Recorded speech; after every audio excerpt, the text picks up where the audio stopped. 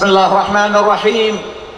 আঞ্জুমানে খুদ্দামুল মুসলিমিন কর্তৃক আয়োজিত আজকের এই তাফসীরুল কোরআন মাহফিলের জনাব সদরে মুহতারাম উলামায়ে কেরাম এবং রাসূল করিম সাল্লাল্লাহু আলাইহি ওয়াসাল্লামের সর্বস্তরের আশিক ভাইয়েরা, আসসালামু আলাইকুম ওয়া রাহমাতুল্লাহি ওয়া বারাকাতুহু।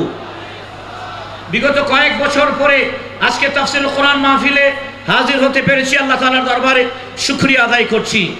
কোরআনে আল্লাহ তাআলা ইরশাদ করেছেন, ইয়া আইয়ুহাল্লাযীনা আমানু, হে ঈমানদারেরা, লা তুকদ্দিমু বাইনা ইয়াদাইল্লাহি ওয়া রাসূলিহি, হে ঈমানদারেরা জেনে রাখো তোমরা তোমাদের কোন কাজে কোন কর্মে আল্লাহ এবং তার রাসূলের অগ্রগামী হবে না।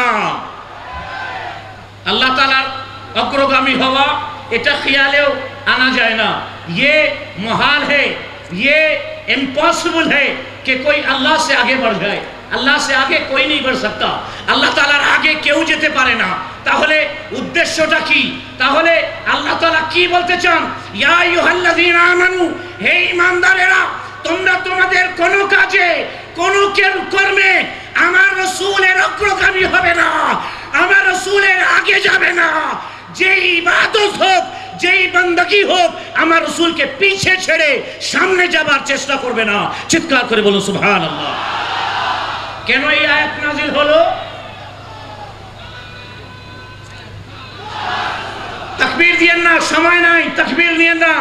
কাজ করার সময়, কাজ করার সময় আমেরিকা থেকে ব্রিটেন, আমেরিকা থেকে ব্রিটেন, বাংলা থেকে, বাংলাদেশ থেকে, গোটা বিশ্বে আল্লাহ তাআলা শপথ করে বলছি, মুসলিম আমাদের আশিকে রাসূলরা পিয়াসায় বসে আছে, পিপাসায় বসে আছে।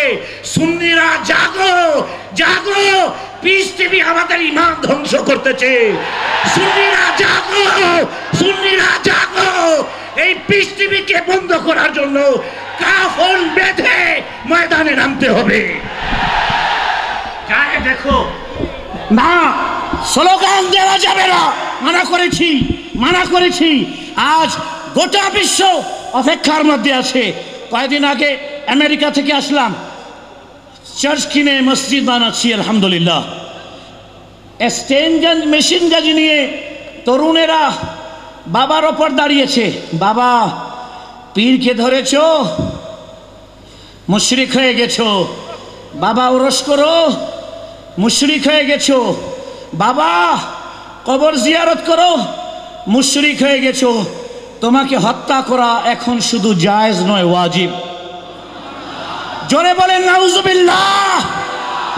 এই আল কায়দা, আইএসিস, এই আইএসআই, এই জিএমবি সবগুলো লামাযহাবীদের তৈরি করা। লা তুকদ্দিমু বাইনা ইয়াদাইল্লাহি ওয়া রাসূলি, আল্লাহ এবং তার রাসূলের অগ্রগামী হওয়া যাবে না।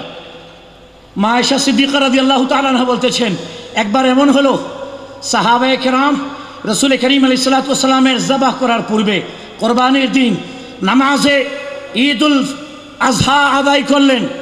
এরপরে সাহাবায়ে কেরামের সিস্টেম ছিল, সবাই নবীজির পিছনে আকা আলাইহিস সালাতু ওয়াস সালামের ঘরে তাশরীফ নিয়ে যেতেন। হুজুর কোরবানি করতেন নিজের পক্ষ থেকে এবং আমাদের উম্মতের পক্ষ থেকে, বলুন সুবহানাল্লাহ। এরপরে হুজুর জবাহ করার পরে সরে যেতেন, সাহাবায়ে কেরাম পিস পিস গোশতের পিস করতেন, বিতরণের বিষয়ে আকা আলাইহিস সালাতু ওয়াস সালামকে সহযোগিতা করতেন। একবার কি হলো, আমার নবী ঈদগাহ থেকে বাসা যাননি, সাহাবা নিজে নিজের ঘরে চলে গেলেন, গিয়ে কোরবানি করেছেন। কোরবানি করলেন, কি দোয়া পড়েছিলেন জানেন?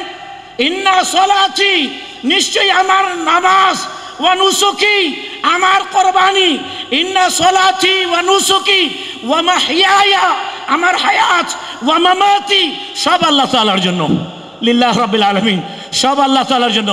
কার জন্য? জোরে কার জন্য? আল্লাহ তাআলার জন্য। জিবরিল আমিনকে আল্লাহ তাআলা পাঠালেন, এ জিবরিল যা বলে দাও, যা বলে দাও, আমার রাসূল এখন কোরবানি করে নাই, আমার রাসূলের কোরবানি করার পূর্বে আমার হাবিবের গোলাম আশিক কলমা পড়নেওয়ালা আমার রাসূলের আগে কোরবানি করবে, এটা আমি বরদাস্ত করব না। লা তুকদ্দিমু বাইনা ইয়াদাইল্লাহি ওয়া রাসূলিহি। ওয়াসসালামু আলাইকুম